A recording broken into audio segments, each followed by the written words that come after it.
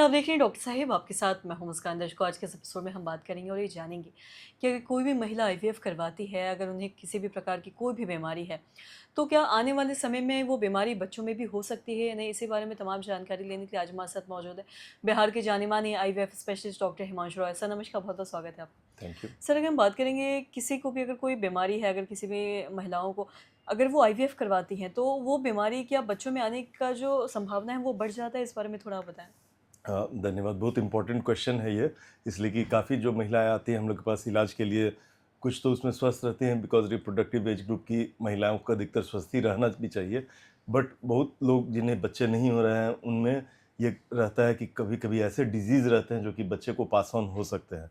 तो ये सब के लिए कोई भी केवल आईवीएफ नहीं, इनफर्टिलिटी रिलेटेड या इवन आईयूआई के लिए अगर कोई पेशेंट्स आते हैं तो इसमें हम लोग को ये सब देख लेना ज़रूरी रहता है कि कोई भी उस तरह की बीमारियां जो कि मदर को हैं या और बच्चे को वो ट्रांसमिट हो सकती हैं, तो उन लोग को हम लोग स्क्रीन कर लें, ट्रीट कर लें, और जब बच्चा पैदा होता है उस समय भी इस बात का ध्यान हम लोग रखते हैं। और ये इन्फॉर्मेशन जो बच्चे पैदा होने पर उसके बाद तो पीडियाट्रिशियन बच्चों को देखते हैं, उन्हें ये सारी जानकारी देना कि ये सब मदर को प्रॉब्लम्स था, तो उसके लिए वो लोग अलग से उसकी जांच पड़ताल करें।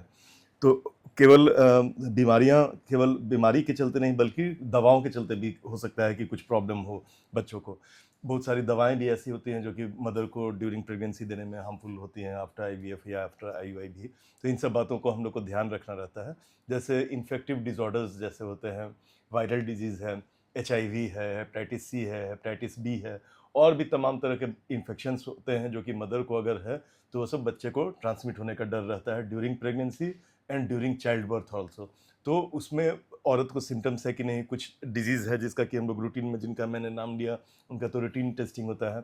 उसके अलावा भी जो बाकी बैक्टीरियल या वायरल डिजीज़ होते हैं, उनका अगर कोई सिम्टम मदर को आ रहा है तो उसका हम लोग पहले ही जांच कर लेते हैं, मैंने जो आगे आईवीएफ के ट्रीटमेंट के लिए जा रही है, ताकि पहले ही से उसका इलाज किया जा सके। बहुत सारी बीमारियां ऐसी भी होती हैं जिनका कि ड्यूरिंग प्रेगनेंसी हम लोग मदर को बहुत हार्ड ट्रीटमेंट नहीं दे सकते हैं, हार्ड एंटीबायोटिक्स नहीं दे सकते हैं। तो अच्छा यही रहता है कि पेशेंट को प्रेगनेंसी होने के पहले जब वो ट्रीटमेंट के लिए जा रही है उस समय ही ये सारी बीमारियों को हम लोग स्क्रीन कर लें, बीमारी निकले तो उसे ट्रीट कर दें, और तब वुमन जब हेल्दी हो जाए, स्वस्थ हो जाए, तब वो फर्दर फिर अपना आईवीएफ ट्रीटमेंट कराएगी। नहीं तो औरत को भी ड्यूरिंग प्रेगनेंसी कॉम्प्लिकेशन हो सकते हैं और बच्चों में भी वो सब ट्रांसमिट हो सकते हैं। इसके अलावा जेनेटिक डिजीज़ ऐसे होते हैं जो कि मदर से और फादर से भी बच्चे को लग सकते हैं। और उसके अलावा कुछ मल्टी फैक्टोरियल डिजीज़ होते हैं जिसमें जेनेटिक्स का भी हाथ होता है, इन्वायरमेंट का भी हाथ होता है, चांस का भी हाथ होता है। मल्टी फैक्टोरियल डिजीज़ जिसे बोलते हैं, जैसे डायबिटीज़ हुआ, ये सब बीमारियाँ हुआ, कुछ जैसे थायराइड डिसऑर्डर्स है। तो ये सब बीमारी है जिसमें कि अगर मदर को या पेरेंट को होता है तो बच्चे को होने का डर रहता है। इसीलिए हम लोग कोई भी आईवीएफ करने के पहले या इनफर्टिलिटी के ट्रीटमेंट के पहले, और अब तो लोग प्रीनेटल एडवाइस भी, हेल्दी कपल भी आते हैं जिन्हें इनफर्टिलिटी की समस्या नहीं है, बट वो केवल वो जानना चाहते हैं कि हम लोग बच्चा प्लान करने जा रहे हैं प्रेगनेंसी, तो अगर कोई चीज़ है तो उसके लिए देख लिया जाए, तो इसको प्रीनेटल एडवाइस कहते हैं, नॉर्मल कपल्स को भी। तो ये सब बीमारियों के लिए हम लोग जांच पड़ताल करके मदर को ब्लड प्रेशर है कि नहीं, ये सब है कि नहीं, इसलिए कि ड्यूरिंग प्रेगनेंसी वो सब ग्रोथ रिटार्डेशन बच्चे को हो सकता है। तरह तरह की ऐसी बीमारियां हैं जो कि बच्चे को during pregnancy and after pregnancy, आप बड़ा भी बच्चा हो जाए तभी भी उसको ये सब होने का डर रहता है। तो अच्छा रहता है कि पहले ही हम लोग मदर का इन सब डिजीज़ के लिए ट्रीटमेंट कर दें।